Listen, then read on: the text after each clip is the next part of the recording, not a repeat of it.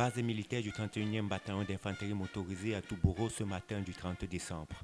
La levée des couleurs, dirigée par le chef d'escadron William Ambassa.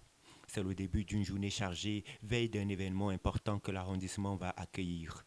En prélude, nous embarquons pour une patrouille de routine dans les principales portes de la ville. Dans notre convoi, des éléments du bataillon d'intervention rapide, militaires, gendarmes, certains venus de l'escadron mobile de Tcholiri. Cet exercice rentre dans le cadre de leur mission régulière, la sécurisation des frontières avec la République centrafricaine et le Tchad, qui est à 1 heure de route d'ici, Touboro. Un pôle important pour les échanges commerciaux entre le Cameroun et les pays voisins. Du coup, la ville cosmopolite génère de nombreux challenges à relever pour les autorités locales. Touboro est un grand bassin de production de céréales. Nous avons un grand marché à bétail qui alimente. Il y a des gens qui quittent le Congo, le Gabon et le sud du pays pour venir acheter du bétail ici. C'est des populations courageuses. Nous n'avons que besoin du soutien de l'État.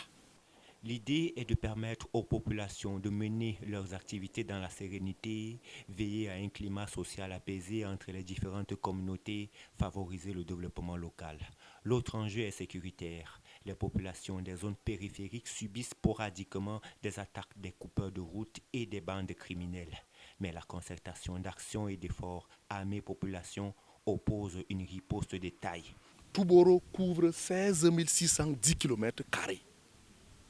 Plus que la région de l'Ouest. Ça, c'est un arrondissement. Même si l'État, qui déjà fait beaucoup d'efforts, nous achetons des petits matériels tels que les torches, sifflets et d'autres matériels qu'on accompagne les comités de vigilance de l'arrondissement avec.